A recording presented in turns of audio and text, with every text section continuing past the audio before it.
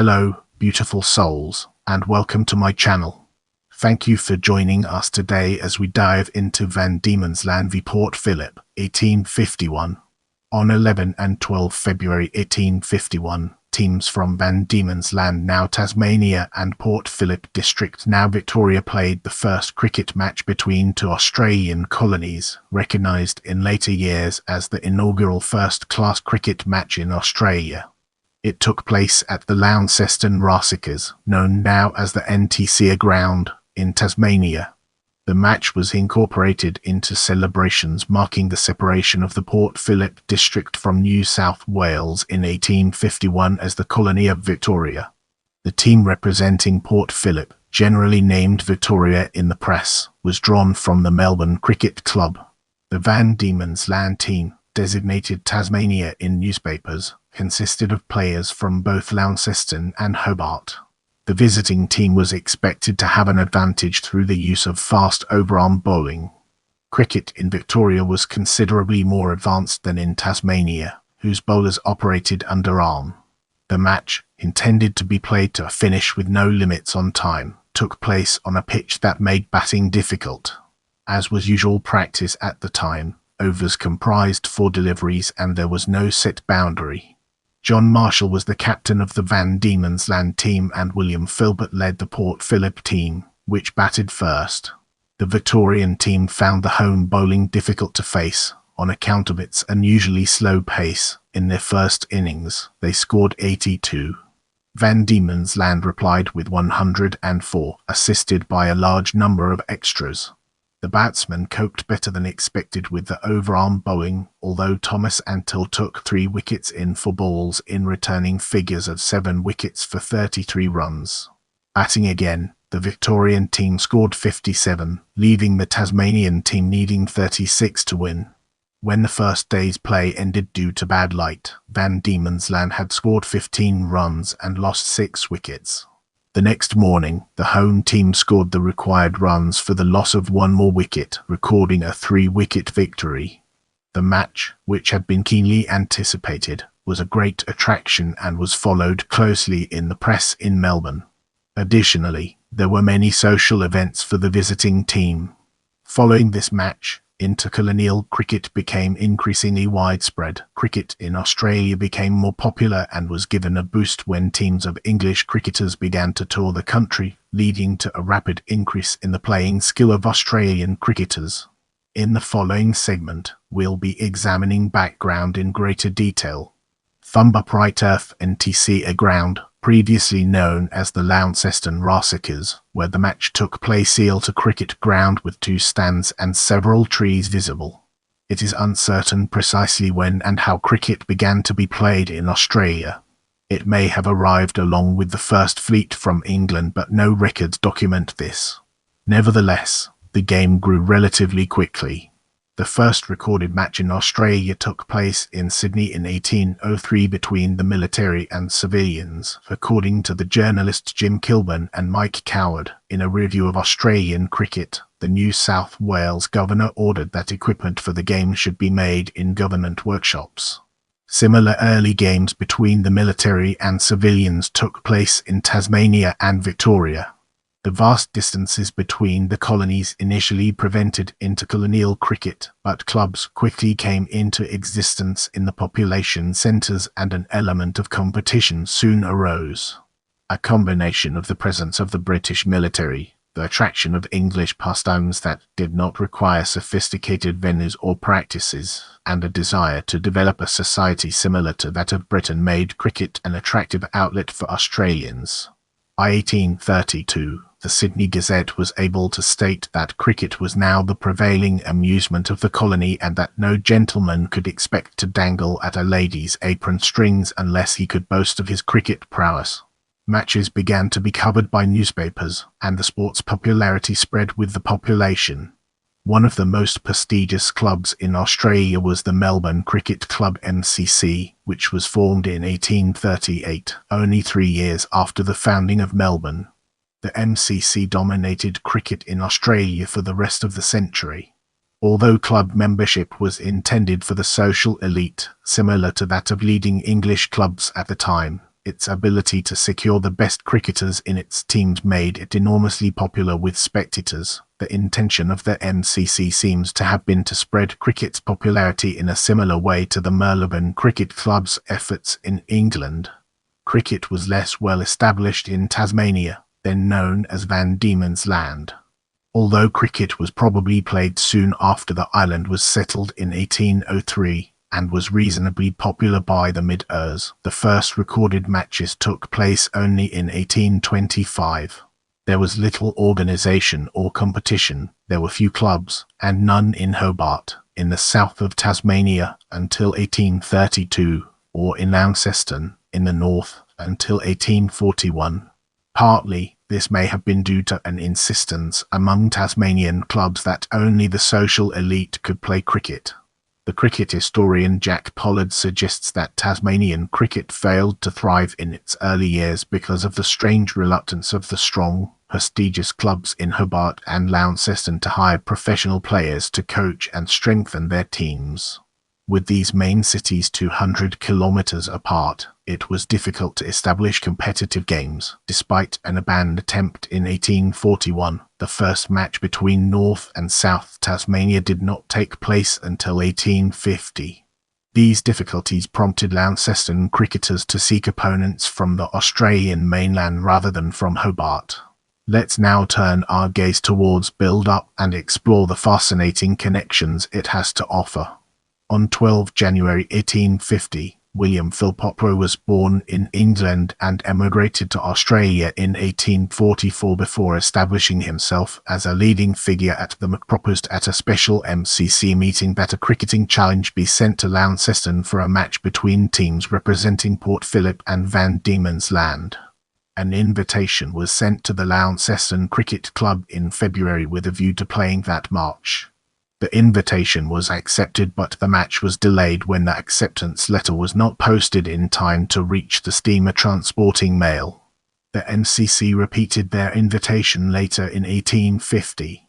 While the match was being arranged, legislation passed in the United Kingdom to separate the Port Phillip District, which was to be renamed as Victoria, from the colony of New South Wales. When news of this much-anticipated decision reached the colony late in 1850, 2 weeks of celebrations were arranged in Melbourne to mark independence. The delayed cricket match, now scheduled for February 1851, became part of the general festivities, although formal independence did not come about until later in 1851. Furthermore, the fixture was to be the first Australian intercolonial match and was later considered the first first-class cricket match in Australia. The Melbourne Club decided that the team should wear red, white and blue colours on their clothing for the game. Although they had a long time to prepare, the MCC had some difficulty in assembling enough men to represent Port Phillip. Many potential players were unable to spare the time to travel to Van Diemen's Land. Even as the team prepared to depart, only 10 people had been found, and the 11th, Duncan Cooper, only joined as they left on the steamer Shamrock. The 11 Victorian players, accompanied by many acquaintances, both men and women, arrived in Launceston on 9 February. On the evening of their arrival, they attended a dinner at the Cornwall Hotel with 100 paying guests. The following day, the team won a match against Bishopthorpe College. There was little time to practice before the intercolonial game. The Port Phillip team were favourites before the game began. This was partly owing to their bowlers' use of overarm bowling at pace. By contrast, bowlers in Tasmania preferred underarm bowling at a time when roundarm bowling was permitted in the rest of the world. The match was played at the Launceston Racecourse ground, but the state of the ground was such that the umpires were unsure of the best place to pitch the wickets. The Victorian team were dismayed by the state of the pitch, which looked extremely difficult to bat on, and later received an apology from the government of Tasmania. The team for Van Diemen's Land was drawn from across the island. 3 players came from Hobart, 5 from Launceston, and 3 players from other individual clubs. As we progress through this video, let's shift our attention towards match proceedings and uncover its hidden depths. The match began on 11 February 1851 and was scheduled to be played to finish irrespective of time. It was well attended, and booths were set up to accommodate spectators. According to Ray Webster in his analysis of all Australian first-class matches, spectators were not charged for admission. The attendance was approximately 1,000 on the first day and 1,500 on the second. In common with all cricket games at the time, each over consisted of 4 deliveries. Similarly, there were no boundaries to the pitch, so runs could be scored only by running between wickets, and not by hitting a boundary. Although the colonies were officially called Van Diemen's Land and Port Phillip at this point, press reports generally referred to the teams as Tasmania and Victoria. The match was closely followed in Melbourne. John Marshall captained the Tasmanian team, and William Philpott captained the Victorian team. The toss was won by Marshall, who sent in Victoria to bat. The match started at 11 am. Turning our focus to first innings, let's explore its key elements. The Tasmanians, bowling first, used their underarm style. The 2 bowlers, William Henty and Robert McGowell, had an unusually slow pace. The Port Phillip opening batsmen, Duncan Cooper and William Philpott, added 14 runs in 22 minutes before Cooper was bowled. A syndicated Tasmanian press report of the match described Philpott as batting in fine style before he was caught at mid-off. Thomas Hamilton and Charles Lister batted steadily before the former was bowled in the first hour, after which the score was 34 runs for the loss of 3 wickets. Hamilton was bowled and Lister run out. Alfred Thompson, who scored 1 run, was soon bowled to leave the score 42 for 5. Richard Philpott, the elder brother of Victorian captain William Philpott, made 12 runs to bring the score up to 54 before he too was bowled, and Thomas Antill was dismissed for a duck. James Brodie hit out to score 17 runs, equalling William Philpott as the highest scorer of the innings. He was caught at slip. The last 2 wickets fell cheaply. Frederick Marston and Matthew Hervey were both bowled, and Melmoth Hall remained not out on 6. The Victorian team scored 82 in 26 4-ball overs in 125 minutes. Henty 4 wickets at a cost of 52 runs and McDowell 5 for 27 bowled and changed throughout the innings. For Tasmania, Dervis Ducrose and Marshall opened the batting to the fast round-arm bowling of Lister and Hamilton. They batted for and are described in the press as displaying brilliant steady batting without being dismissed, at which point, with the score at 25, a lunch break was taken. After the interval, they maintained their partnership for another 30 minutes before Antill, who had replaced Hamilton in the bowling attack, bowled Ducrose. He had scored 27 in 93 minutes and the partnership was worth 40 runs. William Field, who replaced Ducrose, was bowled by the first ball he faced. The new man, George Maddox, scored a single from his first ball. Marshall was then caught at point, having batted 105 minutes for 13 runs. Antill had taken 3 wickets in 4 balls. Maddox was bowled by Antill after scoring 1, then Hamilton bowled George Gibson for 8. Walter Westbrook, the next man in, survived for 40 minutes but struggled to score, only managing 3 scoring shots in that time before Antill bowled him. Wickets fell steadily. Charles Arthur, bowled by Antill, scored 1, John Tobart, bowled by Hamilton, scored 2, and Henty was bowled by Antill for a duck. The last batsman, McDowell, batted effectively to score 11 runs before he was caught by Antill at mid-on off Hamilton's bowling. Vincent Giblin remained not out, having batted for a half hour for 7 runs. The Van Diemen's Land innings ended for 104. A lead of 22 over Port Phillip after 160 minutes and 32 overs. Antill had taken 7 wickets for 33 runs while Hamilton took 3 for 24. Before the match, the Tasmanians had been expected to struggle against the overarm attack of the Victorians, and Antill had performed effectively, yet the Tasmanians were helped by a large total of 24 extras which included 11 Bs and 8 no balls. As we progress, let's zoom in on second innings and examine its role in shaping our overall narrative. Brodie and Hall opened the Port Phillip second innings. They added 12 in 10 minutes before Brodie was caught at long off by Hobart and was replaced by Hamilton. Hall was dismissed leg before wicket from the bowling of McDowell shortly afterwards for 6. Lister was caught off the bowling of Field for 3 and Henty bowled Thomas for a duck. William Philpott was run out by Hobart for 3 and Cooper was bowled by Henty for a duck, the 5th man out with the score on 28. Wickets continued to fall, although Hamilton was batting well at the other end. Richard Philpott, who scored just a single, was caught by Westbrook off Henty. Marston was bowled by McDowell for 2 and Harvey bowled by Henty for 1. Meanwhile, Hamilton had batted for an hour to score 35 runs, the highest individual score of the match. He was last man out, leg before wicket to McDowell to end the innings for 57 runs. The innings had lasted 17 overs and taken 80 minutes. The other batsmen had contributed 21 runs. One bye was scored between them. Henty took 5 for 26 and McDowell returned figures of 3 for 21. Van Diemen's Land required 36 runs to win. Although it was getting late, both teams were enthusiastic to finish the match that evening and the home team began their second innings at 5:30. Giblin and Ducrose opened the batting to Brodie and Until. By the time play ended for the day, Van Diemen's Land had lost 6 wickets for 15 runs. Giblin and Ducrose were bowled by Until, who then had Westbrook caught by Cooper. Field was caught by Thompson off Brodie, Gibson was bowled by Until and Marshall caught and bowled by the same bowler. Hobart and Arthur batted until the end of the day, when the umpires called off play due to bad light. The Launceston Examiner stated in its match report, the excitement was now very great, and neither side confident of victory. Play resumed at 11 am the next day, and Hobart was dropped on his second ball when he mishit the ball high into the air.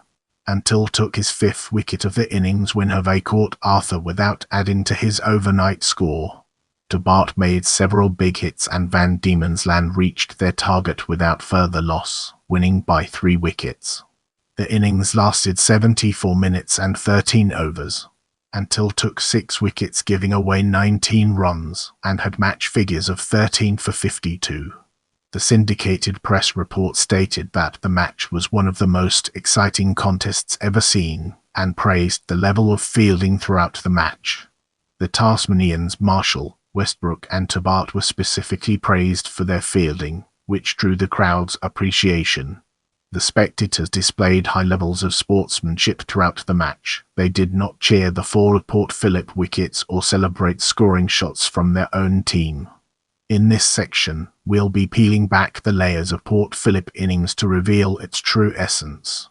Port Phillip first innings, second innings batsman method of dismissal runs Duncan Cooper B. McDowell for William Philpott C. Maddox B. McDowell 17 Thomas Hamilton B. McDowell 10 Charles Lister run out Marshall 10 Alfred Thompson B. McDowell 1 Richard Philpott B. Henty 12 Thomas Antill Street Marshall B. Henty 0 James Brodie C. Henty B. McDowell 17 Frederick Marston B. Henty 2 Melmoth Hall not out 6 Matthew Harvey B. Henty 0 Extras Bs 1 Leg Bs 2 3 total 26 overs 82. Van Diemen's Land first innings, second innings bowler overs maidens runs William Henty 13:52 Robert McDowell 13:27 William Field. In this section, we'll be deep diving into Van Diemen's Land innings, unraveling its complexities and uncovering valuable insights. Van Diemen's Land first innings, second innings batsman method of dismissal runs Gervais Ducrose B. Antill 27 John Marshall C. Lister B. Antill 13 William Field B. Antill 0 George Maddox B. Antill 1 George Gibson B. Hamilton 8 Walter Westbrook B. Antill 10 Charles Arthur B. Antill 1 John Hobart B. Hamilton 2 Vincent Giblin not out 7 William Henty B. Antill 0 Robert McDowell C. Antill B. Hamilton 11 Extras Bs 11 Leg Bs 5, no balls 8:24 total 32 overs 104. Port Phillip first innings, second innings bowler overs maidens runs Charles Lister 12:23 Thomas Hamilton 8:24 Thomas Antill 12:33 James Brodie. Key captain wicket-keeper fielder indicates that the batsman was dismissed by a catch by the named fielder. Bowler indicates that the batsman was bowled and dismissed by the named bowler. Wicket-keeper indicates that the batsman was dismissed after being stumped by the wicket-keeper. Bowler indicates that the batsman was dismissed by the bowler after being adjudged leg before wicket. No test. There is no record of the wicket-keeper in the Port Phillip team. The brackets before method of dismissal refer to the batting position of the batsman in the second innings. Let's now enter the realm of aftermath and discover the fascinating stories it has to tell. Following the conclusion of the match, the Port Phillip cricketers won further matches at Bishopthorpe College and may have played further games in Tasmania. Social events continued during and after the game. One journalist, Edmund Finn, wrote, "From the time of landing to the time of embarking, the same spirit continued. Dinners, balls, musical parties, picnics, and every description of entertainment was got up to give a hearty welcome to the strangers from Port Phillip." On the evening of the first day's play, there was a dinner and ball at the Cornwall Hotel. The day after the match, a public ball organised by the Tasmanian hosts took place at the Cornwall Hotel, where the visiting cricketers were staying.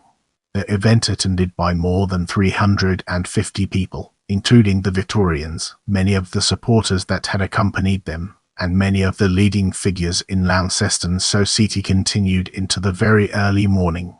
The Tasmanian and Victorian players, accompanied by the Launceston brass band, walked together to the wharf from where the visiting players were to depart.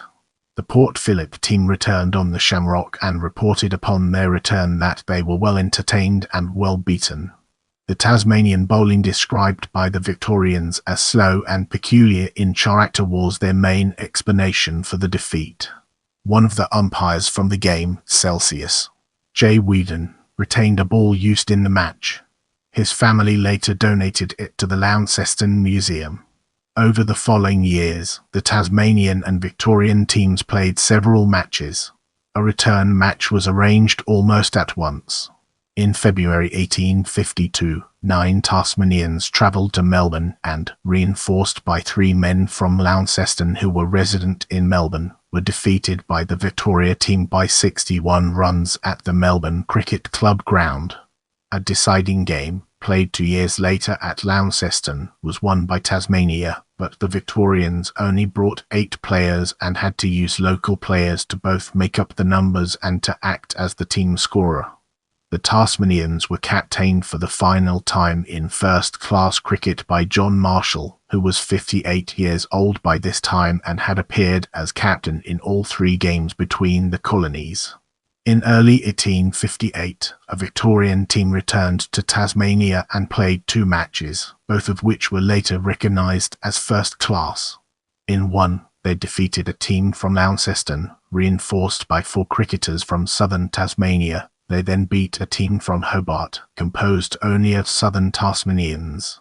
Although both defeats were heavy, the popularity of these games in Tasmania directly led to the formation of a new club, which later became the Southern Tasmanian Cricket Association. It began to organise and develop cricket in Tasmania.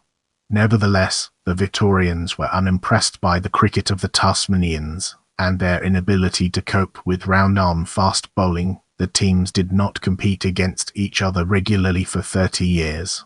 Tasmanian cricket remained less developed than that in the rest of Australia until at least the Ers and failed to keep pace with changes in the game. Intercolonial cricket gradually spread over the next 20 years. The Victorian team began playing other colonies. Their match against New South Wales in Melbourne in 1856 was the first between 2 mainland colonies. In 1864, a representative Queensland team played New South Wales. Although the match was not first class, Queensland did not play a first-class game until 1893. In 1871, Norwood Cricket Club in Adelaide arranged matches against Melbourne. The biggest stimulus to the growth of Australian cricket came from England. Teams of English professional cricketers toured Australia. The latter tour was organised by the Melbourne Club. Neither of the teams played any first-class cricket, and all the matches were played against the Old South touring team contained 11 men but played against sides with 22 players. Even so, the games and the two English teams were enormously popular despite their superiority. Even against the odds, the first team played 12 games, winning 6 and losing 2 with the remainder drawn, and the second team played 16 games, winning 10 and drawing 6. Kilman and Coward suggest that the performances of the hardy band of professionals opened Australian eyes and stirred Australian ambitions. Several English players remained in Australia to coach. Their influence and the Australian desire to match the English cricketers led to a rapid improvement in the standard of cricket. By 1877, an Australian team was able to defeat an English team with equal odds in what was later recognised as the first Test match. Moving ahead, let's uncover the hidden gems within first-class status and discover their significance. Now, the match is recognised as the initial first-class match to be played in Australia. At the time, it is likely that the players realised that the game was the first to take place between two Australian colonies, and was therefore a historic occasion. Although there were attempts in Australia to identify first-class matches, no formal definition was applied in Australia until 1947. A meeting of the International Cricket Conference in 1981 agreed that all intercolonial and interstate matches played in Australia before 1947, including the 1851 match, should retrospectively be considered first class. If you have any suggestions for future videos, feel free to drop them in the comment section.